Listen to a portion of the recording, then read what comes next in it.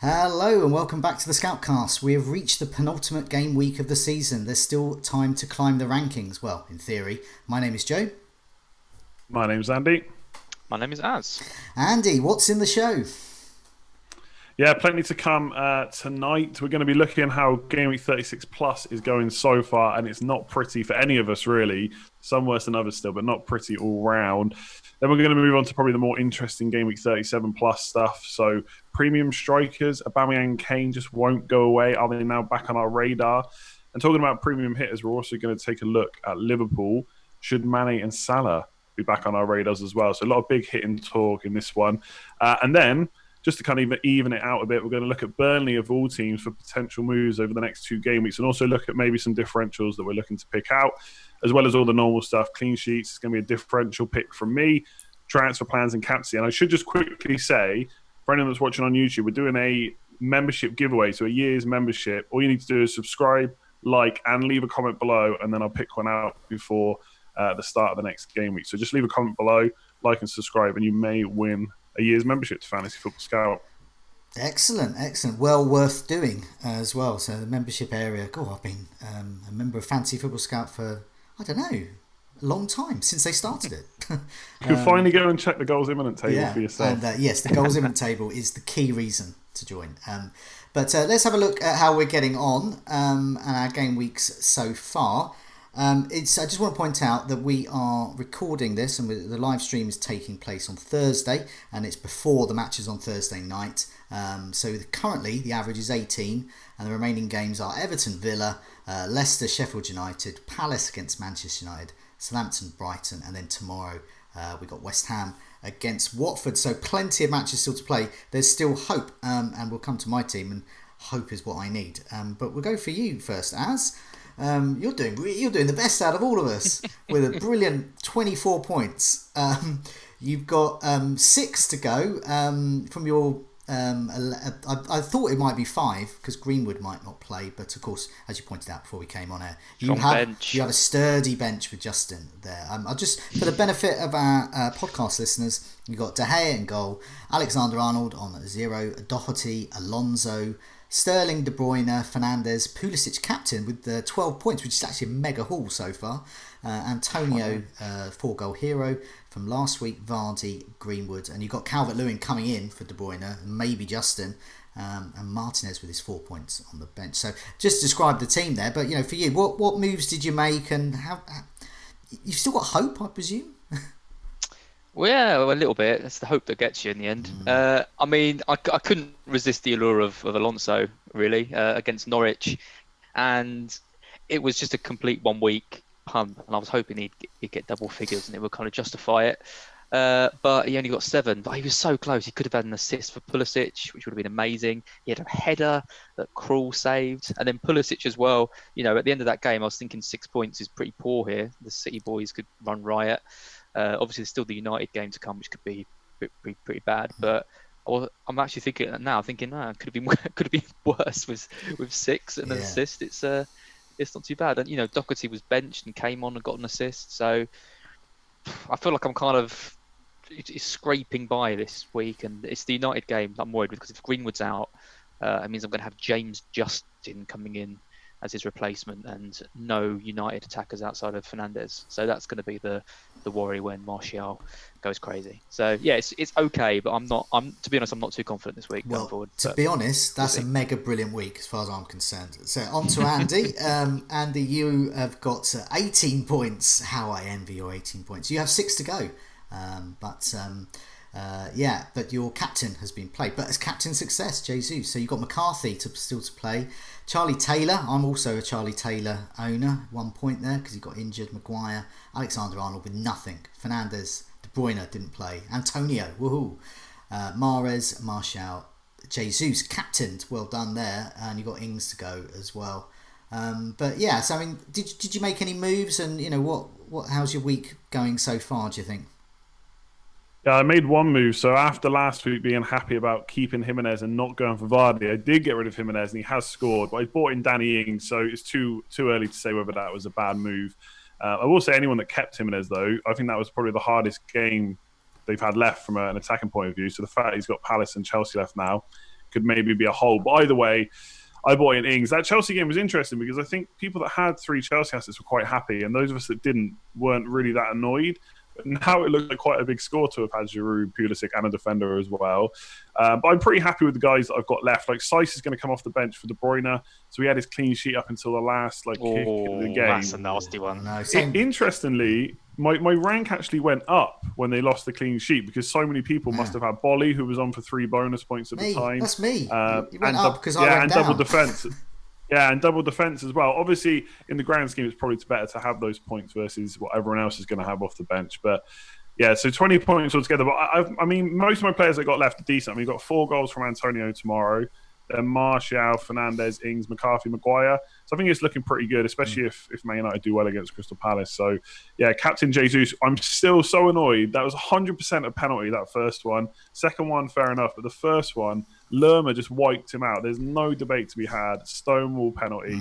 He should have another assist. Do you know what? That Man City game was record breaking as well. It was the most goal attempts by an opposition at the Etihad in Guardiola's time. And Balls were really good, yeah. And it was also the fewest goal attempts conceded as well. Oh dear. So that was... On another day, that penalty gets given, completely different game, and he should have another double-digit haul. He's been a legend since I brought him in. And by the way, one last thing, because I remember some people saying he can't finish. What a finish, by the way, for the goal. Yeah. I texted you just before, didn't I, saying he's going to have to do it all himself without De Bruyne in the team, and then he literally did it all himself. Yeah. So yeah, check out my team though. Whoa, hey, 12 points. So awesome bench boost. So I'm going for a record this year. Can I get a red arrow in every single week I've used a chip? This could be that season because I believe I've got red arrows in my free hit week, and I've got. And here's your host, ladies and gentlemen, giving you the top advice. You're giving me top advice on the market. Although my wild cards have gone well so far, but yeah, and also my triple captain because I captained. Let's not get into that again, injured. Joe. But the wild cards have done well. But awesome bench boost, obviously. Taylor, I got in Charlie Taylor for Burnley's brilliant run. Injured 1 point. Fernandes against the suddenly good Kane. Didn't work out. Ings off the bench anyway because KDB didn't play. So my bench boost is basically McCarthy. That is my bench boost. He is now my bench boost. 12 points so far. But on the plus side, I've got 7 players to go, including my captain. And I quite like the look of a lot of those I've got to go, especially the Southampton lads. Vardy, I'm hopeful for. Some interesting differentials-ish. Compared to others in the top 10k. But Joe, where was Silver captain? I know. Yeah, come on. Well, this is why I hate the bench. I hate the bench boost even more now because I decided I would use the bench boost. In order to use the bench boost, I had to beef up my bench. In order to do that, I thought, I'll make the sensible move: get Charlie Taylor in, get Danny Ings in. What a great way because I've got Greenwood who may not even play. Beef up the bench. There we go. And I've always got time to get David Silva the next couple of weeks. But if I didn't have the bench boost, I would have just got David Silva in because it was obvious one of KDB and Mahrez wouldn't play. It was obvious that they would be both that at least one of them would be benched because that's just the way that Pep was guiding us as much as he can. So yeah, I mean, there's no other way of looking at it. This is a chip fail and injuries, rotation, you name it, has just been chucked at this one. So. In terms of rough with the smooth, I think I've just got the rough covered. Let's just go there. But have we got any smooth? Have we got any smooth managers this week before we move on? Well, I just got one of each because these are quite hard to do when the game is still going because a bad week can suddenly turn around if you want to be play halls. But just two. So just one more rough. Josh, and then a load of digits that I'm not going to repeat because it's like looking at binary. Just someone who triple captain Sterling, so another fail. On a chip. Pulisic. Doesn't matter. He came on, didn't he? Setting up.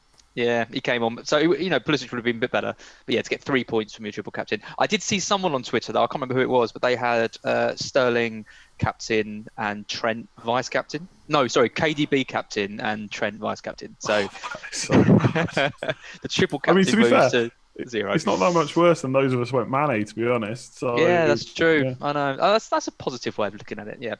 someone out there who's had that, then yeah, the Mane captains did just as badly. The smooth though, Luke Seaton, maybe he listens to Scoutcast, Joe. He did. I think he does. I think he credits you for this. Yeah. Didn't just have David Silva, didn't just captain David Silva, triple captain David Silva. Good man. And while we're kind of celebrating 20 points, he's on 65. Huge. On a week like this is massive. Yeah, that's absolutely massive. Well done. And I did have a few. I was so busy over the last few days, but thanks to all those who also sent in their pictures of getting David Silva in. Even though I didn't do that move, I do feel pleased that you did get it, because I did tip him there, and he was the Scoutcast differential of the week there. So well done, everyone got him in. And yes, I may have got 12 points this week, but at least the advice was sound. And I may not have followed it myself. Meanwhile, let's see if we can offer some more good advice that we no doubt will not follow, and move on to the topics. Now, these two chaps I want to speak to. Well, you've got three chaps in there. I've got Son in there, but it's Aubameyang and Kane are the ones I'm really looking at as premium strikers who have been a little forgotten in recent weeks. I did benefit myself from Aubameyang's haul against Norwich. That was been about it so far. But nevertheless, they do have good fixtures coming up. So Arsenal have Villa and Watford, and a striker going for the Golden Boot in Aubameyang. Meanwhile, Kane was back with a brace last week. During this week, he was on the goals imminent table, so a big plug for that as well for those vying for membership for the next season. And he is playing a Leicester without Sionju as well, and Palace up next. So could it be time for Harry Kane? And there he is there with Son. So what's different with Harry Kane at the moment is him and Son are back to being more of an attacking partnership, and that's working out. So Spurs may not look as fantastic as perhaps they ought to be, and as Spurs fans think they should be, but nevertheless they are certainly looking better than having an £11 million FPL asset playing defensive midfield. He's doing well. FPL Meteor asks, is Aubameyang a great prospect for the final two games of the season? And what about Saka too? So he's throwing him into the mix. Reigns of Castamere, are the likes of Aubameyang and Kane strong finishes to a season that can be brought in? Are they worth it for a mini league gamble there? So yeah, just moving to both of you there. Andy, what do you reckon? These are two proven assets in FPL. Great differentials in most mini leagues, I would say, at the moment. So what do you think about bringing either or both of these in? Yeah, I've looked at them both. Ownership's really low. Like top 10k is less than 5% for both of these. It's the same old problem that I think I've had all season with these two players. Well, maybe more Aubameyang than Kane, because I think Kane hasn't been very good for most of the season. But it's how do you fit them in? That's my only issue with them. If you're happy to go with them for a punt, I don't really have an issue with either. The only thing I would say about Aubameyang, which was quite interesting last night, that he didn't play. Now, and it's a very, very big if, what if Arsenal beat Man City in the FA Cup? Will he get rested on the final day? It's 6 days in between the final game and the FA Cup final. So there's a chance he wouldn't get rotated anyway. But that would maybe be slightly playing on my mind if I was going to bring him in this week against Villa away, who, by the way, haven't really been that awful since restart. So that's the only thing that kind of puts me off Aubameyang. You're kind of paying the same price for him as you do for or nearly as much as a Sterling or a De Bruyne or Mahrez, Salah. So that's where I have not an issue with him, but it's why I personally won't be looking at him. And Kane's kind of the same. He's in the same price bracket. I actually think Kane's fixtures are quite good. You've got a Leicester without Soyuncu, and then you've got Crystal Palace, who are one of the worst defences since the restart. I think they've only kept one clean sheet so far, and I would imagine they're not going to keep one against Man United either.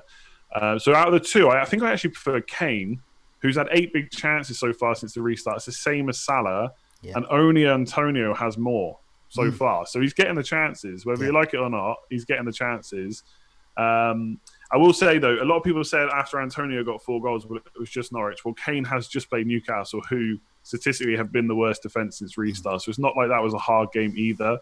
But I do think Crystal Palace and Leicester look good. So if you're going to go for one, I actually prefer Harry Kane. I think just about to Aubameyang. I'm just saying. Yeah. Maybe I'm overplaying the resting thing a bit, but I just think Villa away and Watford at home, Watford who could be trying to fight for relegation at that point, is probably a little bit more difficult than Crystal Palace and even Leicester at the moment. with their suspensions, and even a few injuries in midfield is probably not helping them too much. So, yeah, I don't mind them if you want to go for a punt. Yeah. Now, about this time of the season when I'm doing badly, I look to my Sky team as well. So do watch out for the videos that myself and Luke do about the Sky game. And the reason I'm just bringing that up here in this FPL focused one is because often there I take some gambles on punts there, and they pay off. And I don't do that in FPL, and perhaps to my detriment. But in Sky, I definitely do. And Antonio sits in one of my teams, and Kane is as well. And these are the types of players. And I got Giroud in and captained him the other day as well.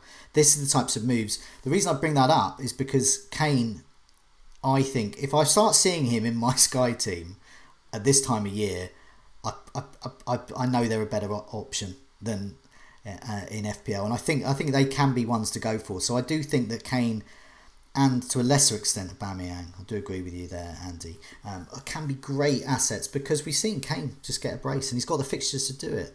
What do you reckon? I know you're perhaps not keen on him either. I can see by the look on his face what's coming out. Let me just say, Kane has scored more goals than Aubameyang since the restart. Just saying, go on. Oh, it's just good to have different opinions, isn't it? You can't say that we're all saying the same thing. I have absolutely no interest in Harry Kane at all. Really good article posted today on Fantasy Scout, sort of analysing his performance again. They used the term, I think it was it David's article? Used the term workmanlike. Workmanlike. I don't want to pay 11 million for a workman-like performance. Do you know how many shots he had in that game against Newcastle? The worst defence in the league. Two. And he scored 2 goals right at the end of the match. That's not good. Some people, when I said similar about Danny Ings, would say that's clinical. Yeah, he's a clinical sharpshooter. Yeah, but Danny Ings is 7 million and going for the Golden Boot. I should say I'm not interested in either of these players, but if I was picking between the two, I would go Kane, if people are looking at him. I think what Kane does give you is, and someone just said in the chat, is if you say you're 100k and you're points behind and you need someone to captain for the next 2 weeks. I'm not saying that he's not going to score goals. I'm not personally looking at him because I think there's better options, but he is, he's a striker who has got 30 goals in the past. Like, he can score goals, and Tottenham can score goals, and the 2 fixtures he's got left aren't bad, especially that Crystal Palace game on the last day. So I'm not going to say he's a terrible punt. I'm not personally looking at him. I'd much rather have Aubameyang for these 2 games. I know Villa have been a bit tighter, but they were awful against United, just like last week. So although their stats have been okay, they are capable of kind of capitulating. He's going for the Golden Boot. He's had his rest now. I don't think he's likely to miss any more minutes. He's got this new contract they really want him to sign, and he's going for the Golden Boot. So Arteta leaving on the bench against Watford or Villa, I just can't see that happening. Also, Arsenal aren't going to beat City at the weekend. Let's be real.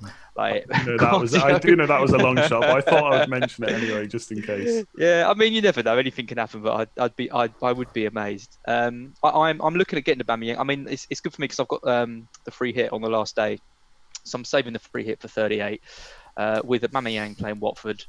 I really like the look of that. I'm going to kind of put in some Golden Boot chasing players. And Arsenal, I think, are looking like a different team. One player I will say this week, if you are considering free hitting this week, might be to go for Lacazette, because he's playing up front, he's scoring goals. Nketiah's still banned; he's got one more game of his ban. No, he will miss that. That ban will happen in the FA Cup, so he'll be able to play against Villa. Maybe not so good an option then. Yeah, because Lacazette's great. Because I actually think it might be the other way, because Lacazette's played so much now. Yeah. I wonder if he will get a rest in that Villa game. Otherwise, it's a great shout because he's looked really good. Yeah, no, I forgot about that.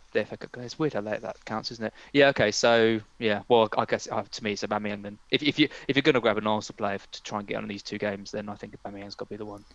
Yeah, I mean, I think as you pointed out, like I'm around the 100k mark as well at the moment, and so yeah, getting Kane or Aubameyang at some point the next 2. And captaining them is the sort of differential. I've only had 1 good game week since lockdown, and that was captaining Aubameyang, because these players aren't popular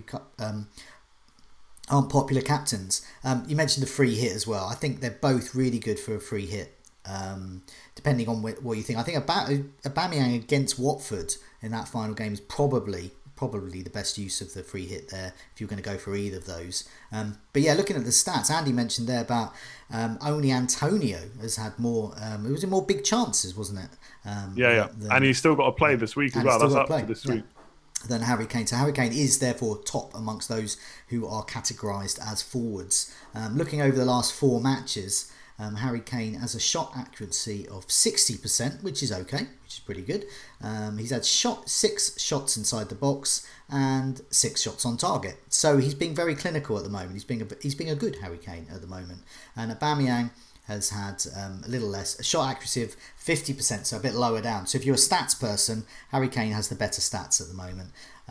Shots on target, he's got 3 there, and total shots on target, no 4, sorry, and shots inside the box 5 there. So not as accurate. I think Harry Kane would be the better one if you're looking at 2 weeks. If you're looking for that final game day, I think that final game week, I think Aubameyang I would go for. But I think they're both there. And those who've got Harry Kane in FPL saw the benefits of it. Brace, there we go, in a game week which is so far very low scoring as well. They're not the only premiums to consider. They're not the only premium players that have been neglected by people. Liverpool's absolutely full of them. So yeah, let's move on to that. Andy, we've had some questions from people about Liverpool. I tentatively call this time to get back on board Liverpool. Yeah, this is basically why I'm not considering Aubameyang and Kane, because I've got my eyes on Liverpool personally. So they've been sold in their thousands. They've got Chelsea and Newcastle up next. So could it be time to get back on board? If you're not already, still quite a few people with Salah. Mane is a massive differential right now. So FPL Fiddler says, is Salah a great pick with Chelsea and Newcastle up next and the golden boot to go for? Or are the likes of Martial and Man City mids better? A major league shocker. Liverpool can't keep clean sheets. Do we even need their defenders anymore? And is it actually, because they're so bad defensively, is it worth keeping Chelsea players against them? Because a lot of people look to kind of Pulisic in, for example, for Norwich then to get rid, but is it now worth keeping them? So I'll come to you first, as you've got Pulisic, right? So what's your thinking there and in general around Liverpool? Yeah, he's bench at the moment because I think I've got players who've got more potential, but I wouldn't be too upset if he came on. I've got Alonso as well. I mean, if Alonso starts up against Trent at the moment, I wouldn't be too surprised to see him do quite well. But obviously, you've got the risk of him not playing at all because he hasn't been playing that much. I mean, Liverpool were really, really poor yesterday, and I don't really care what Klopp says or anyone says. They are on the beach. You can just tell. Like, there's no way Van Dijk is making an error like that, before they've wrapped up the title. Trent doesn't look right. Salah had probably the worst I've ever seen him have in that match. I mean, Arsenal didn't really play that well. They did play well, but in a kind of a not a typical Arsenal performance. They were clinical with the 2 chances they scored, but you never really felt that Liverpool were gonna do much because they just didn't look right. And I think because they're making changes, because like players like Oxlade-Chamberlain are coming in, who I don't think is good enough. Minamino's coming off the bench, and Salah and I mean Firmino still hasn't scored at home in the league. There's just something not quite right with them at the moment, and you can't blame them because they've been the best team in the league all season. But the worry is that I think they're just going to coast now until the end of the season. So do you really want to spend all your money on someone like Salah? Like, it's, if you think about, you're looking at the premium picks that are out there, you've got your Sterling, your De Bruyne, Aubameyang chasing the golden boot. Suddenly we've got some options, and I'm not sure against Chelsea, who are really, really fighting for something, that Liverpool are the best option. But that game against Newcastle on the last day of the season, I have to say, does look good just because of the amount of injuries Newcastle have got. And if Liverpool do put out a full strength side for that final game, you can see them scoring a couple in that, just because, I mean, Newcastle's first defence probably isn't good enough to keep them out, let alone the patchwork that they're going to have to put together. So I don't like Liverpool so much this week. I'd be happy to play Chelsea players against them. I think Chelsea could win that game, but I would be happy to play them on the final game week. And if I do free hit, Salah or Mane has got to be a consideration in the final game. But I wouldn't worry too much if you don't have them. And if you've got Liverpool defenders, I think you could justify selling them. And Robertson's ticking over the assists, but apart from him, they're all looking pretty poor. So that's my answer. At what point, though, because I've seen a lot of people say you've got Trent, you should just get rid of him. But at what point does he need to be sold? Because exactly, if you need is he the priority? Money, does he need to be sold? That's exactly it. That is the problem. That's why I haven't sold it, because I'm looking around at the other options and I'm thinking there isn't really anyone else that's really standing out to me. I mean, weirdly enough, and I was kind of semi-joking when I posted it earlier, but I really like the look of the Burnley centre-backs this week. So someone like Tokowski or even Long as well, because I mean Norwich are so bad at conceding headed chances, and Burnley is so good at set plays. So a move from Trent to Long, which sounds absolutely crazy, but gives you that extra money to maybe put around the rest of your squad, might be a sensible move. So that would be something you could do with it. But if you've got other priorities, then yeah, I'd just leave Trent and just hope he gets a cheeky little assist from a set play or a free kick goal. Yeah, I kind of think of the same. What about you, Joe? What are your plans, I guess, with Liverpool at the moment? Well, I think you hit the nail on the head about do you need to sell Trent Alexander-Arnold? If you do, if you need that money, if you've got 2 free transfers or you're willing to take a hit and you need to free up that money, moving Trent to a Burnley defender and freeing up that money, depending on who else you're getting in, where you're using that money, is great. Personally, I'm looking at the sort of moves I'm looking at are actually downgrades. So, for example, the one I didn't do this week, for example, was say Mahrez to David Silva, or that could have been KDB to David Silva. These are the types of moves, because there's so much rotation at the moment. These premiums are getting rested that you start thinking, well, actually, there could be better value in the players like Danny Ings, for example. Jimenez is another. And so I look at that and I think, well, do I actually need that extra money at the moment? And I don't. So Trent is still there with his 0 points this week. Robertson getting a bit better with those assists. The thing, it's weird with this lack of motivation, and I've mentioned this before, and Az will know about it. When Brighton were promoted, as soon as they were promoted, they did not push on to get the Championship. They just ticked along. Their motivation had gone, and that is the worry with me. And Salah's stats are both positive. Whether you're a glass half full or glass half empty type of FPL manager, Salah's amazing underachievement at the moment fits into that. So if you are quite an optimistic person, you will look at his expected goal stats over the last 2 matches, and he should have scored, according to those, at least 1, maybe 2 goals. You look at his expected assists, he should have had at least an assist. He should have had at least 3, maybe 4 goal returns of some kind, attacking involvement over 2 matches, but he hasn't. And is that because the lack of intensity? He's lost that slight sharpness, and has the whole team. When have we seen? I don't know the last time I saw Van Dijk make a mistake, but he did. I can't remember the last time Alisson made a mistake, but he did. It's not so much Salah's making the mistake. He's just that half. It's not half a yard short. That implies it's a pace issue. It's not. It's just that motivation, that intensity is perhaps not there. And so I'm sitting there with Salah in my team. I'm sitting there with good fixtures. I'm sitting there with a guy who's underachieving, who looks okay eye test wise, but he's just not quite there. And so I don't know what to do with him, to be honest. And I'm probably going to keep him. If you don't know, I think my experience of playing this, if you don't know what to do with a player, just sort of keep them. And if there's other things you want to do those. I think you've got to, right? If you've got to keep him for that Newcastle match. I think you do have to. Yeah. I think he will be heavily captained. I say heavily captained. I think savvy managers who look at stats and fixtures will, but I think perhaps braver managers will look at that lack of motivation and go, hang your stats, hang your fixtures.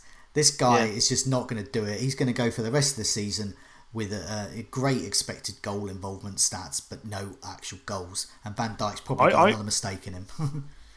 I reckon it's going to be the other way around. I think everyone's going to captain a Man City player against Norwich, and actually the smart play might be to go for Salah, who could be less captained at least. Like Salah's ownership in the top 10k right now, and I have to give a shout out to FPL Grape, who made a really obvious point, but I've never considered it before, that ownership changes in the top 10k, not necessarily just because of transfers, but because players who weren't well owned did really well. So it's propelled different people into the top 10k, which I didn't really consider before. But Salah's top 10k ownership is 43% right now. I can't even remember the last time it was that low. Mane's is less than 6%. They are huge differentials playing a Newcastle team who are the worst in the league since the restart. And we've said it the last couple of weeks. as a non-Salah owner, I feel extremely fortunate, I should say, that he hasn't got more points in the last 2 weeks. Like, Liverpool had 17 attempts in the box against Arsenal. Arsenal had 3. Like, on another day, Liverpool beat Arsenal. They just got lucky. You're right. How many times will Van Dijk make that mistake? My thinking is he might not make that mistake for another year, like regardless of being on the beach or not. So the only thing I don't know is about whether to bring them in against Chelsea, because I don't think Chelsea's defence is very good, but I just don't think it's completely awful either. But that last day of the season, honestly, I'm looking at bringing in Salah just to captain in that last week, because I think everyone's going to go for Man City. I also think Golden and that's Boot. what I'm looking at. And also, yeah, I was going to say just Golden Boot as well. Yeah, potentially. Yeah, I mean, it would depend, because Vardy's he's 3 or 4 goals ahead of them. And he's playing tonight, so if he gets another 1 or 2 tonight, then it's pretty much over, I would say. Not completely, because these players can score hat-tricks in any kind of game. But the other thing I really like about them as well is the rest periods. So Salah is going to have, because some people were saying he looked tired, which I wouldn't disagree with, but he's going to get a full 7 days until the next game, whereas the likes of Arsenal, Chelsea, Man United, Man City are all playing midweek. Well, not midweek, they're playing at the weekend before their game week 37 fixture, whereas Salah doesn't have that issue. And then it's 4 days to the last day. So some people will think, he's going to rotate, but I don't think he's going to, especially against Chelsea. I think we're going to see the same front 3 and the same back 4. The only issue which I agree with is that middle 3 with no Henderson, bringing in the likes of Oxlade-Chamberlain, it's just not the same. So that does worry me. But I'm heavily looking at bringing in Salah or Mane. I actually have something happened similar last year where it was between Sterling and Mane for the captaincy last game of the season. And Mane was lesser owned like he is now. And I bottled it and went for the safe pick. And that cost me a top 10k position. Now, I'm not going to get top 10k this year, but a Mane captain doing much better than one of those Man City players would really do well for the rankings. So I'm heavily looking at Liverpool, because I don't think they'll still be well captained, but not compared to Man City players, I don't think. And in terms of the defence, just really quickly, loads of people keep telling me to get rid of Trent Alexander-Arnold like it's the biggest problem in my team. Like, Liverpool's defence has been the 4th best since restart. If you like stats, 4th best. They're conceding just over 1 XG per game versus just under 1 for the rest of the season. So it's not massively awful from a stats perspective. They made a few mistakes, not good, of course. And you could say they're on the beach, but on another day they beat Arsenal, and we're not having this same conversation. So I don't own any of the attackers, but I am looking at bringing them in. So yeah, I still like Liverpool, I think. Trent remains, to me, as the defender with the biggest upside in terms of points. Like, if you're making a straight swap of Trent to another defender, unless it's Alonso, maybe, I don't think there's any defender that is more capable of scoring 15, 20 points than Trent. So unless you're doing something with the money, I think just making a defender swap just seems a bit pointless to me. I just wanted to point out a couple of things from a couple of points from the live stream. Miguel C said that Golden Boot argument is a trap. Well, have a look at the last Scoutcast we did, because actually it's not a trap, because all of those going for the Golden Boot last season were absolutely going goal crazy. It really is important to these attackers. They always talk about it as well. It is an important thing, and of course I think part of it as well is that the players involved, the likes of Salah, Kane, Vardy, etc., they've all got pedigree of scoring heavily, so if they want to turn it on, they can do. It's just a question of have they got that motivation. And the other thing I want to mention is lots of talk about the golden shoe, which always makes me laugh, about players trying to go for the golden shoe. It makes it sound like a dance competition. I quite like that. Should we move on to Burnley and other differentials we've got here? So this is the exciting stuff. Yeah, this is the main draw. This is what everyone came for. Yeah, Burnley, let's go. Yeah, what's this about? Wow. Here we go. Well, with Norwich and Brighton up next, a rotation-free squad because they haven't got any players other than their first team. I mean, their bench is pretty crazy. Great differential assets. Should we be considering the likes of Chris Wood, Dwight McNeil, Andy's favourite, the Burnley defenders? So FPL Meteor says the Burnley attackers a great 2-week punt.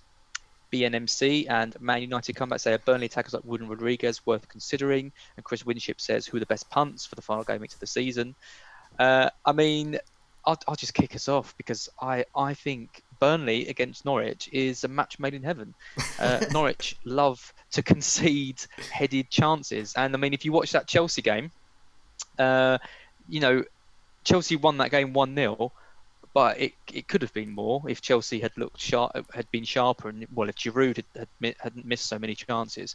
But I mean, they were really, really struggling to deal with balls into the box throughout the game. And I can just see Burnley really targeting that and really punishing them, because we know how good they are from set plays. So you've got your centre backs there, who I mentioned, who I think are really strong options. But then you've got big old Chris Wood. I mean, if he puts away half the chances that Giroud had, he's got a hat trick against Norwich. And I think he's a player who I've always wanted in my team. I've always liked him. He was at Brighton for a bit, and I thought he was great. And he's just never. I've never found a way to get him in, because it's tricky with the strikers, because you want a striker who's going to bang in a couple of goals, or you think is going to bang in a couple of goals each week. And Chris Wood plays for Burnley, and they're a very 1-0 based team. But I think against Brighton, and we are the definition of on the beach. I cannot understand what happens to Brighton at this stage of the season. Is it the third year in a row now? And if you include what you said, Joe, about the Championship, we just point out that completely capitulate. Just point out, Brighton are geographically always on the beach. That's very good, very good. That's probably why they do it. They're playing up to the name. But yeah, they just at this stage of the season, anyone playing Brighton is a great shout, because we just completely forget how to play football. And I think Burnley are a great team to kind of exploit defensive mistakes and all that kind of thing. So I honestly do think Norwich and Brighton are two really, really good games for all of the Burnley players. So yeah, I'm really interested in Chris Wood. I'm probably going to be bringing him in this week for Calvert-Lewin. I could take a hit and bring in sort of Jimenez or someone else, but honestly, I think Chris Wood could do some real damage this week against Norwich. So I'm all for it. I also really like Dwight McNeil as well, because someone's got to be putting in those balls into the box, and I'd be amazed if he didn't come away with at least an assist. So yeah, that's my thoughts. Joe, what do you reckon on Burnley? You were touting Chris Wood last week as well. Yeah, so I was, and just repeat that. And he scored. He also missed from open play, but nevertheless, that's potentially two. But yeah, he did really well there. So yeah, I like Chris Wood. 1% ownership. And he was on the goals imminent table as well last week. Plus, Burnley have really great fixtures. Those Norwich and Brighton, as you said. I was going to say he's not the only differential to consider. I think he's a really good differential to consider, and I do think Burnley are awash with them at the moment. And I'm really annoyed, but also obviously sad for Charlie Taylor being injured. But I did get him in for these fixtures, because I thought I might get the odd assist, I might get the odd clean sheet from him. But I just want to mention, now this is going to be weird. I want to mention Solanke. And why am I mentioning Solanke? Because Bournemouth... That's a good question. Why are you mentioning Solanke? Because if you're going for an out of it, okay, so some people will go, my God, what are you doing mentioning a Burnley striker? Well, let's take it up a notch. Solanke. So Bournemouth are in scrapping mode, and against City, obviously they registered these 15 shots, which is almost double City's 8. Callum Wilson is another, so it's not just Solanke. I'm just talking about Bournemouth in general. Everyone's ignoring them. Everyone's just thinking of them, oh, whipping boys. But I think they're now scrapping boys. And so let's have a look at the stats there. So last 2 game weeks, Solanke, 3 big chances in total, which is not bad considering he's 5.1. He's created 3 chances as well, and he scored a couple of goals, and he's peppering a goal in attempt in the box every 39 minutes, so that's not too bad. If you consider his price, I'll just mention him because he might be an interesting enabler if you wanted to get perhaps Salah or go for Kane or someone like that, and you need to free up some money as well. Obviously David Silva is still a great option if you're looking for punts for the rest of the season. 7.3, low ownership still. Armstrong at Southampton. If you haven't got Ings, Southampton's fixtures are good. Armstrong always looks good. He's like a real... It's not necessarily the stats there, but it's the eye test, and he just always looks like he's going to score. I don't know where he's like a magic player. He's a magical player that's emerged in the Premier League, and I think I think he could go on from strength to strength. So that's why I'm mentioning these off the wall ones, because we're entering the final 2 game weeks of the season. So I think this is the time when very seriously we're talking about Chris Wood, and very seriously I'm talking about the likes of Solanke, Callum Wilson. I can't believe you're talking about Solanke as a genuine option. Word. I use that as a slight journalistic hook into talking about Bournemouth though. Because I think Bournemouth are scrapping at the moment. I think realistically, if you wanted an actual genuine Bournemouth player that is going to if you did want a Bournemouth player that's going to score, Callum Wilson I think would be your man there. But Solanke is a good and interesting enabler. Even if you say you're going 3-5-2. and you haven't got Greenwood, you just want to go down the level, get Solanke first sub. There you go, 5.1, and you can beef up your midfield. And you can get the likes of Salah in or Kane if you wanted. So that's why I do not endorse this message. Yeah, it's really Kane. You say this, but remember young Antonio. I was touting earlier in this lockdown editions of the Scoutcast, and of course David Silva as well, and Chris Woods. How many did you bring in? How much do I bring in? My job here is as a journalist to offer advice. Whether I can follow that own advice, my own team. Did you really just compare David Silva to Solanke as well in some bizarre comparison? No, I compared them as in differentials. You need to go for unusual differentials, and also there is obviously some journalistic license by saying Solanke, but I'm talking about Bournemouth in general, and these are the more unusual things. The unusual things can happen at this time of the season. And what can be more unusual than Solanke scoring a brace? And those who get him in as an enabler and end up with his points, I will welcome that drink that you'll be offering me. So anyway, I actually think if I was looking for a Bournemouth player, I actually quite like Stanislas. Not that we should probably spend too long on Bournemouth, but Stanislas is an option too. As well. Yeah, he's such a good player, Stanislas. As well. He's such a tidy player. I really like watching him play. Yeah, no, I think these are really good options here. I mean, do we? I was going to say, do we want to talk about Burnley anymore? Let me just give my piece on them really quickly. One thing I like about Chris Wood, and I know everyone in the chat loves a few stats, so let me reel some off for you. And if you don't like stats, I would highly recommend going to read Fabio's article on Fantasy Football Scout. Who has ranks of 95, 671, 1,145, and then a top 5k finish in the last 4. And he pretty much said, I don't look at the eye test, I just use expected goals and expected assists. That's paraphrasing a little bit, but I thought everyone in the chat who hates stats. What a way to live your life. Hey, I'd take the ranks any day. But anyway, I think Chris Wood is one of those players, every single season we talk about him, and no one gets him in. Like, he's 4th, I think it is, for big chances over all attackers for the whole season. So he's always in the right places, always getting good chances. And Norwich is decent, as you guys have said.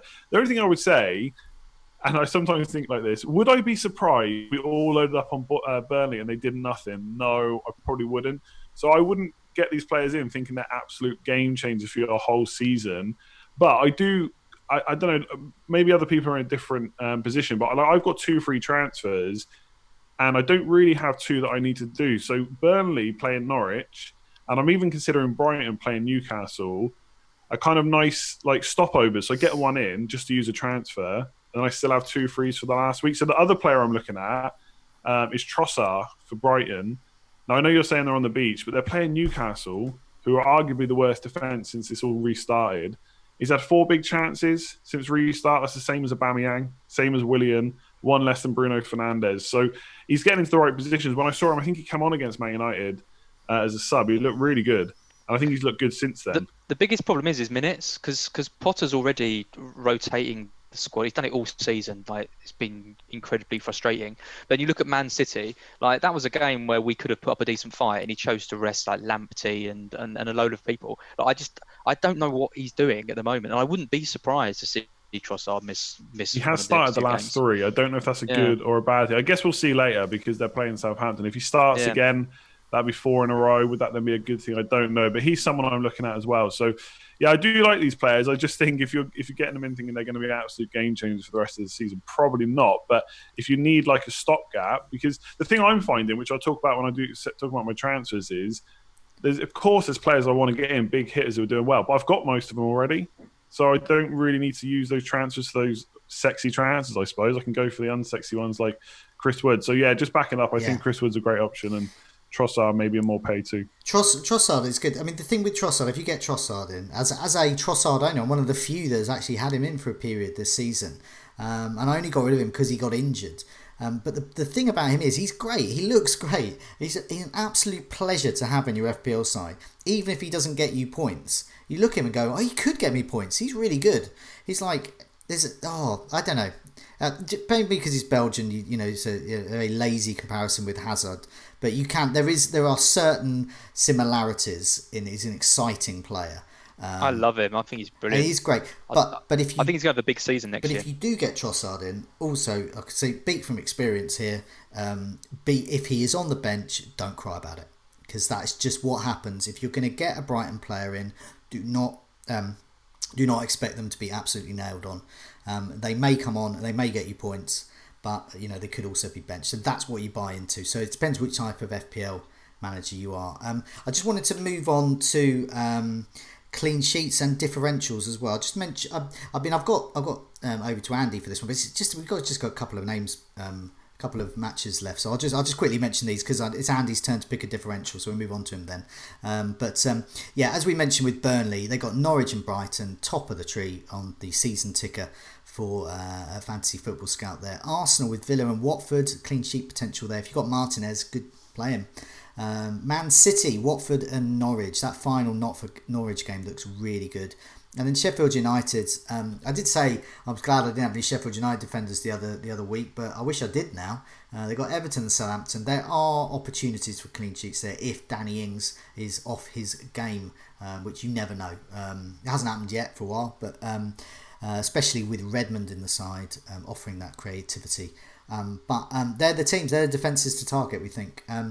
Meanwhile, differential. So we've had Antonio, Jesus, David Silva, lots of success so far. Bowen, sort of. Nketiah, no. Richie, yes, a bit of success there. Foden, maybe that's one for next season, but a good pick nevertheless. So Andy, your turn. Who are you going to pick? Chris Wood. I think Obvious, looking at the last just two fixtures only, I generally think Brighton could be okay this week against Newcastle, but then they play Burnley, so I'd rather have a Burnley player against Brighton than the other way around. And with Norwich as well, it's kind of, I guess, probably the obvious pick as well, especially for someone that's actually a differential. He's 1% owned overall, only 0.04% in the top 10k, so huge differential for the top 10k if you need a striker just back from injury. I think even with because obviously people have been looking at Jay Rodriguez, which is fine, he's been doing well, but even with less minutes, Chris Wood over the last four, underlying stats are already slightly better with less minutes, and like I said earlier, his underlying stats are just always good, and he's usually good for 12-ish goals a season. So non-penalty expected goals, he's 7th, only behind Mane, Calvert-Lewin, Sterling, Salah, Abraham and Jesus.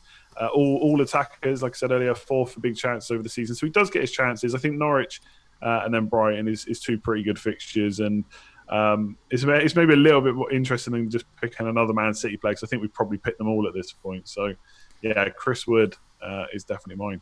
No arguments from me. No. McNeil, I'd love to go for McNeil, but I feel like McNeil will be a heart pick. I should leave that memory in the background and just go for Wood instead. Yeah, no, Chris Wood, great option. Get no arguments from me there. I think he's great. I'd be very tempted. Oh, he's so gonna blank now. We've all gone on about him. It's one of the reasons I don't like this part of the season, because I quite like to plan and things like this. And Chris Wood's the kind of player you give a bit of patience to. He's my type of player, really. You get him in, and he might blank 1 or 2 weeks, but over a 6-week period, you're probably going to get about 3 or 4 goals out of him, which is great for that price. We don't have 6 weeks, Joe. But we don't. That's why I don't like this part of the season. We just got 2, so we're just basically doing 1 week punts for 2 weeks, and there you go, done and dusted. But next week, anyway, when we look ahead to game week 38. A lot of people already are asking us to sort of compile a free hit, our dream free hit team for then. So I'm sure that will be on the bill there. But we're not going to do that this time around. Mine will be in place, so looking at game 37. So laugh at my free hit. Yeah, you'll be there. So we'll all give our views, even though I don't have my free hit. Then we'll all give our views, and I'm sure Solanke won't be on it, but you never know if he does very well in game week 37. Meanwhile, let's move on to our teams for 37, our transfer plans and captains. So this is me, McCarthy. So Foster, the mighty Foster, relegated to the bench because he's playing City. But McCarthy playing Bournemouth is there. I've got Taylor because I'm presuming he's going to be out, and I'm going to have to move him to and go for a Southampton double up. But I don't like having a Southampton double up. But yeah, I think that's what I'll end up having to do. So I've got Taylor, probably Jack Stevens, Alexander-Arnold and Bolly, and then in midfield, Mahrez and De Bruyne rested, hopefully, and ready to play. Fernandes, captain against West Ham at home. I think that could be good. Salah, vice-captain, and get home against Chelsea. Also good. One of those two will be my captain. Ings, Vardy, and Greenwood. So I've gone 3-4-3. I've got Pulisic on my bench against Liverpool, but I may change my mind on that. But I think I look at Greenwood, and I think if he's still a bit injured, they might be managing his minutes a bit more. But then I look, it's West Ham at home. And I know West Ham are looking better of late, but it's Manchester United at home. And their front three, fed by Fernandes and then Pogba, are looking great. So for me, I'm a bit up in the air at the moment, but I'm not going to make any changes because already I sort of want managers to make my mind up for me, tell me that someone's not going to play, and then Pulisic will come in quite happily. But so nothing to do. For me, I'm looking for 2 free transfers, game week 38, so I'm going to have a mini little wild card there of two places. That's a mini. Maybe then finally David Silva will come in for me. Andy, let's have a look at your team. Just for the benefit of those listening on the podcast.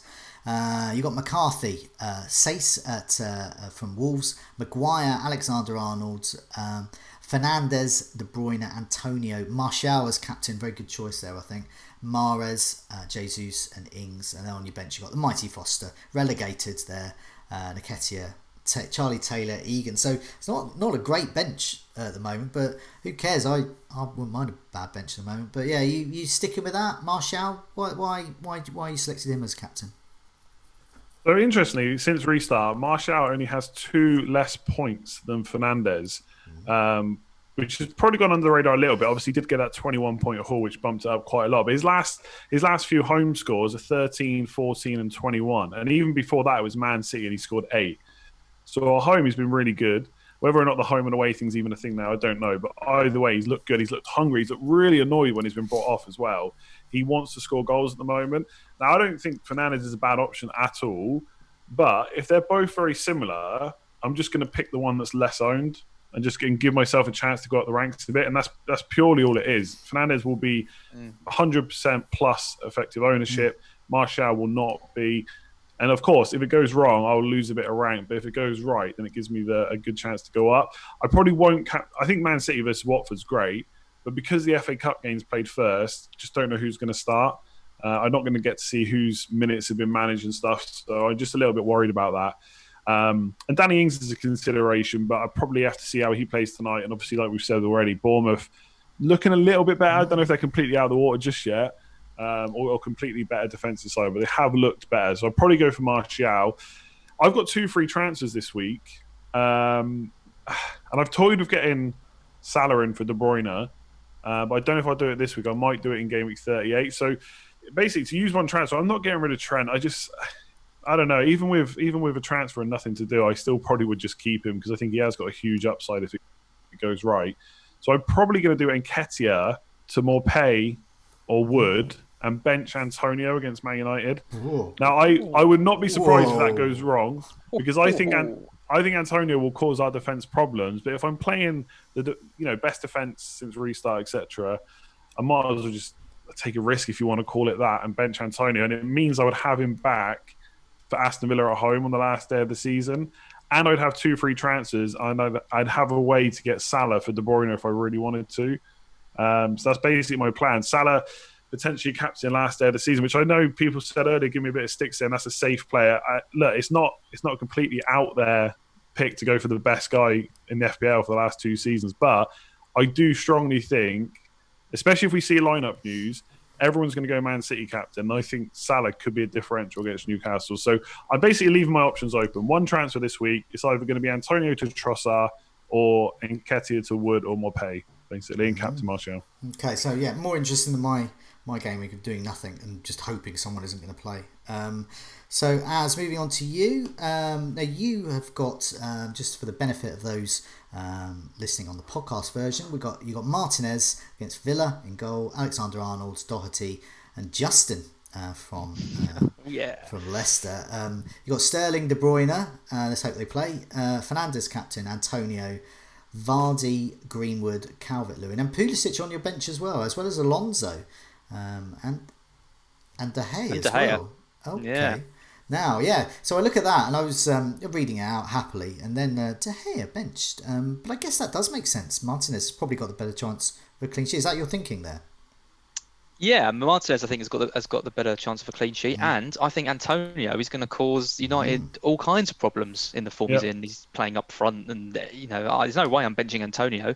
If I'm not benching Antonio and I'm going to assume he's going to do well, then I don't really want to be playing De Gea.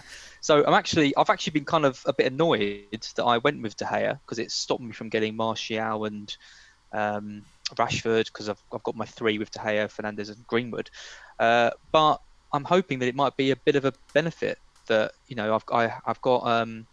I went with Martinez because I could have just gone for De Gea and a 3.9 goalkeeper, and I would have had to have played him. But the fact I paid a little bit more for Martinez means that I'm actually going to get some use out of him before I play the free hit. So it could be a disaster, but at least it makes it feel like it wasn't a complete stupid idea. I mean, my bench, I was hoping to play Lascelles this week against Brighton. He's now undergone surgery, so he's out, which means it's either Alonso, who was my 1 week punt, or James Justin. So unless I do a defensive transfer, I'm going to have to play Justin. And I don't really want to make a defensive transfer because I've got to get rid of Calvert-Lewin. And who is the easiest person for me to get rid of for Calvert-Lewin? Chris Wood. So Calvert-Lewin to Chris Wood looks like the most likely transfer for me. If I do decide that I really don't want to play James Justin, I could lose Alonso for someone like Kevin Long, who I've been saying is going to score for some reason on this show. So I could get Long, and that means I could do Calvert-Lewin to Jimenez or Ings. Yeah. So I'd have to take a hit if I wanted one of those two. But I think I'm quite happy with Wood. Have you got yes, because you're free hitting game week 38.